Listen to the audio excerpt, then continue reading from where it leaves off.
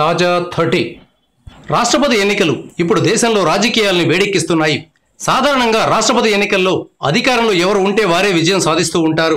ప్రస్తుతం అధికారంలో ఉన్న ఎన్డీఏ నిలబెట్టిన అభ్యర్థి ఎన్నికల్లో గెలుస్తారని అంచనా ఉంది.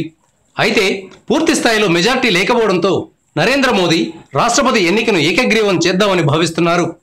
కానీ ఇందుకు ప్రతిపక్షాలు సుముఖంగా లేవు.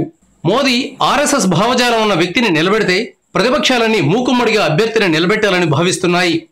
ఇప్పటిదాకా బీజేపీ వైపు నుంచి ఏ అభ్యర్థిని నిలబెట్టాలి అనే దానిపై స్పష్టత లేదు. రజనీకాంత్ లాంటి న్యూట్రల్ పర్సన్ దగ్గర నుంచి 100% ఆర్ఎస్ఎస్ క్యాండిడేట్ అయిన వెంకయ్యనాయుడు దాకా పలువురు అభ్యర్థులను మోదీ, అమిత్ షాలు పరిశీలిస్తున్నట్లు సమాచారం. రజనీకాంత్ లాంటి వ్యక్తిని నిలబెడితే ఏకగ్రీవంగా ఎన్నికయ్యే అవకాశం ఉంటుంది. వెంకయ్య లాంటి వ్యక్తి అయితే పోటీ ఉంటుంది. మోదీ ఎత్తును బట్టి పై ఎత్తును వేయాలని సోనియా గాంధీ భావిస్తున్నట్లు సమాచారం. ప్రస్తుతం రాష్ట్రపతి ఎన్నికల్లో గెలవడానికి ఎన్డీఏకి 25,000 ఓట్లు తక్కువగా ఉన్నాయి. కేసీఆర్ చేతిలో 22,000 ఓట్లు ఉన్నాయి. సోనియా గాంధీ అడిగితే యూపీఏ నిలబెట్టే అభ్యర్థికి కేసీఆర్ మద్దతు ఇస్తారని భావిస్తున్నారు. ఈ అంశంపై చర్చించేందుకు ఆయన ఢిల్లీకి వెళ్తున్నట్లు సమాచారం. నిజానికి 2014 ఎన్నికల తర్వాత కేసీఆర్ మోదీకి దగ్గరగా ఉన్నారు. కేంద్ర ప్రభుత్వంలో చేరదామని కూడా అనుకున్నారు.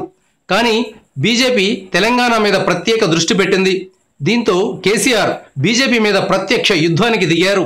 తెలంగాణలో ముస్లింలకు రిజర్వేషన్ పెంచడంతో టీఆర్ఎస్ బీజేపీల మధ్య దూరం బాగా పెరిగింది. ఈ పరిస్థితుల్లో రాష్ట్రపతి ఎన్నికల్లో కేసీఆర్ సోనియాకు సహకరిస్తారని భావిస్తున్నారు. Thank you viewers. ఈ వీడియో మీకు నచ్చితే లైక్ బటన్ టచ్ చేయండి. తాజా 30 ఛానల్కు సబ్స్క్రైబ్ చేయండి. మీ మిత్రులకు షేర్ చేయండి.